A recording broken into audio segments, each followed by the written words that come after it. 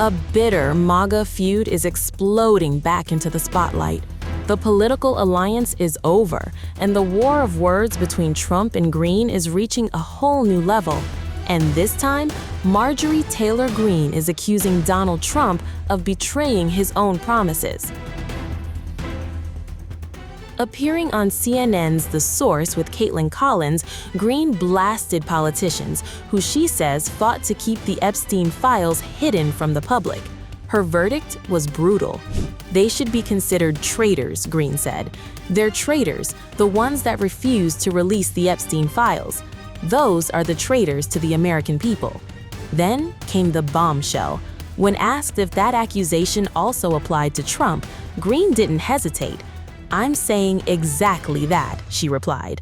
Greene claimed Trump personally told her he opposed releasing the files because his friends would get hurt. "He told me on the phone that his friends would get hurt, and that's why he's against releasing the Epstein files," she said. The former Trump ally argued that recent reporting only reinforces what she says she was told privately. For Greene, the bigger issue is transparency. The man that campaigned all over the country claiming that he would be the one to drain the swamp is the very man that fought to keep the Epstein files from being released, she said. And she didn't stop there. And then he, in turn, called me the traitor because I fought to release the Epstein files. The clash marks a dramatic escalation in a feud that has transformed one of Trump's fiercest allies into one of his loudest critics.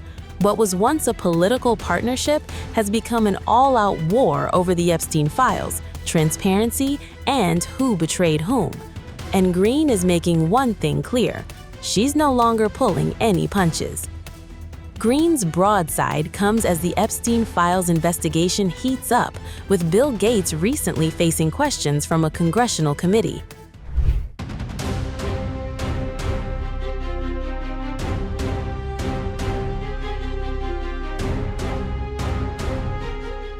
Bill Gates has made one of his most personal admissions yet during a high-profile congressional hearing tied to the Jeffrey Epstein investigation. The Microsoft co-founder revealed that Epstein became aware of deeply sensitive details about his private life and allegedly tried to use that information to maintain influence over him. The disclosure came as Gates testified before lawmakers examining Epstein's network of powerful associates. According to prepared remarks submitted to the House Oversight Committee, Gates acknowledged that he had been unfaithful during his marriage to Melinda Gates. He described the revelation as painful for his family and claimed Epstein later became aware of the situation. Gates said the financier attempted to use that knowledge as leverage after their relationship began to deteriorate. In his testimony, Gates stated, quote, "I learned Epstein had become aware of sensitive information about my personal life, including the fact that I had been unfaithful in my marriage." He added that the affairs had no connection to his interactions with Epstein, but admitted the situation caused significant personal pain.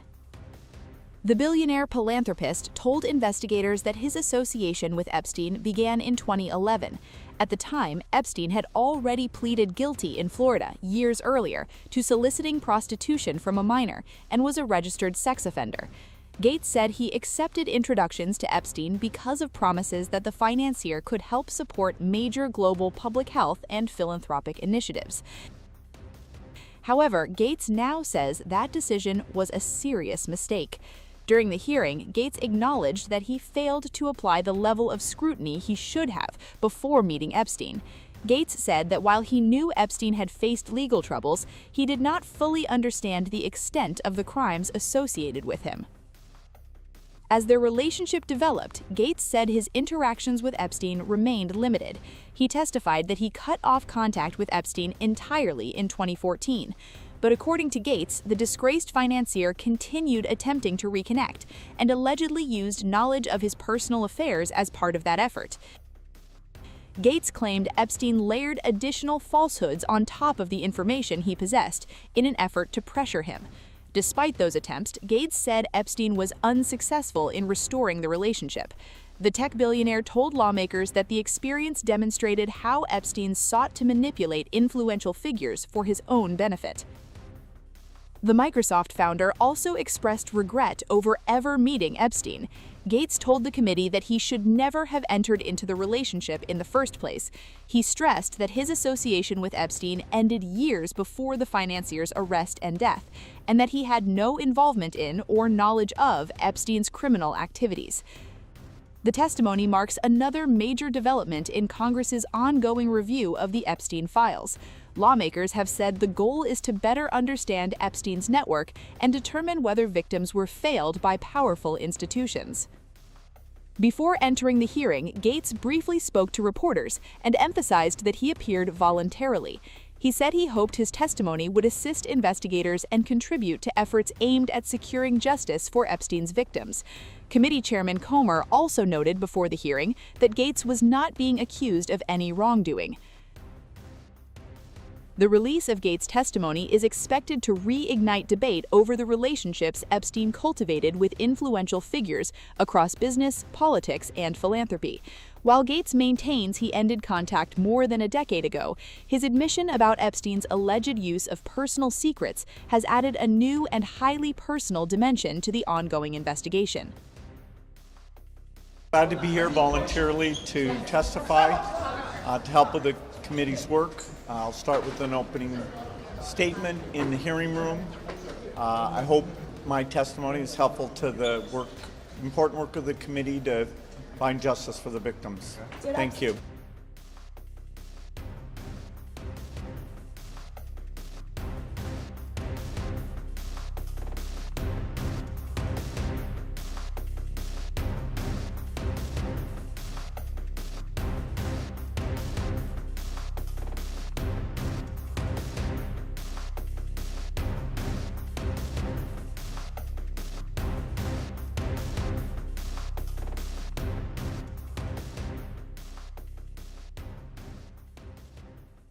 Glad to be here voluntarily to testify, to help with the committee's work. I'll start with an opening statement in the hearing room.